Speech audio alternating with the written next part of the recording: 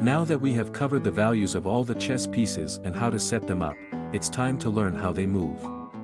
Initially, the chess pieces may appear unfamiliar, but with practice, they will become second nature to you. Let's start with the pawn, which is considered the least powerful piece individually, but there are more pawns on the board than any other piece. It is crucial to understand how to coordinate their movements effectively. At the beginning of the game, each side possesses 8 pawns, aligned on the 2nd and 7th ranks as you have already learned. The primary role of the pawn in the early stages of the game is to gain control of the center of the board and ensure the protection of the king. Let me explain how the pawn moves in chess. During its first move, a pawn has the choice to move forward 1 square or 2 squares. However, it's important to note that after the first move, pawns can only move ahead 1 square at a time. In this example, the e2 pawn can move to either e3 or e4 because it's the pawn's first move. But once it's on e4, it can only move to e5. The pawn has several distinct characteristics. Firstly, it is the only piece that is unable to move backwards.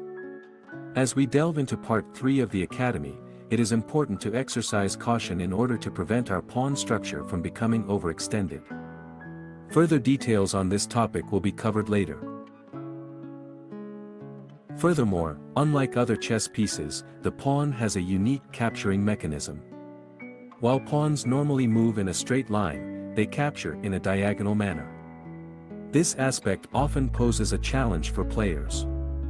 For instance, in the given scenario, the white pawn situated at d3 has the ability to capture the black pawn positioned on c4. However, it cannot capture the neighboring black pawn at d4. This is because the white pawn on d3 is effectively blocked by the black pawn on d4, leaving it with no available capture moves. They may be small, pawns possess tremendous potential. Their greatest strength lies in their ability to promote. When a pawn reaches the opposite end of the chessboard, it can be transformed into any other piece on the board, with the exception of the king. This includes the queen, rook, knight, or bishop.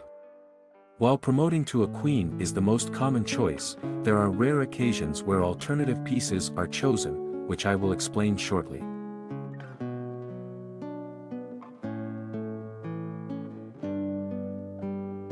Which player do you think will promote first, white or black?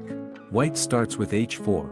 Then black will play a5. White continues with h5, a4, h6, a3, h7, a2, and finally h8. White reaches the promotion square faster. Now, let's make it a bit more challenging. It's black's turn to move. What move would you suggest? This position is known as zugzwang in chess. It means that being forced to move will worsen your position. Both players are in a difficult situation where any move they make will have negative consequences. For example, if it's white's turn, the only legal move is d3 to d4, allowing black to capture the pawn. Conversely, if it were black's turn and they played e4, the only legal move, white could capture that pawn. Hence, it's a mutual zugzwang position, where whoever's turn it is will be at a significant disadvantage. Let's consider a more complex setup. Imagine you're playing with the black pieces. White has 2 options, either e3 or e4. Let's explore both scenarios. If white plays e3, what would be your response?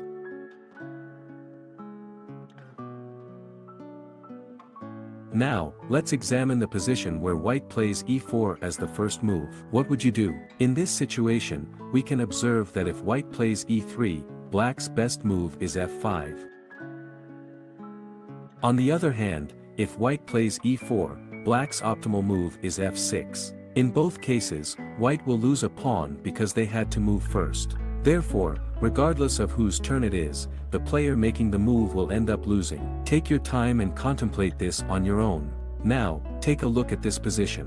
What do you think is the best move for white? The key idea here is that any move black makes will lead to self-destruction. Black is in a zugzwang state, where any move they play will have negative consequences. For instance, if black plays c4, white can capture the pawn with d takes c4, winning a pawn. Similarly, if black plays d5, white 5, resulting in a winning position. Lastly, if black plays g5, white can respond with h takes g5. Black is trapped in zugzwang, making any move disadvantageous.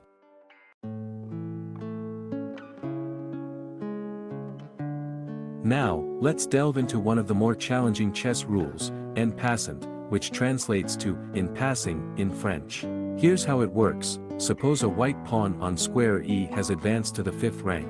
This pawn effectively keeps an eye on the f and d pawns of black, due to a specific rule. If either of those black pawns advances 2 squares, the white pawn has the option to capture it diagonally as if it had only moved 1 square. For example, if black plays d5, white can capture en passant by playing e takes d6. There are 2 important conditions to remember. First, en passant can only be executed once. If white chooses not to capture the pawn immediately after black plays d5, the opportunity is lost forever. Second, if white has a pawn on e5 and black has a pawn on d6, white cannot capture en passant if black plays d6 to d5. This rule only applies when a pawn moves 2 squares forward, passing an enemy pawn residing on its 5th rank.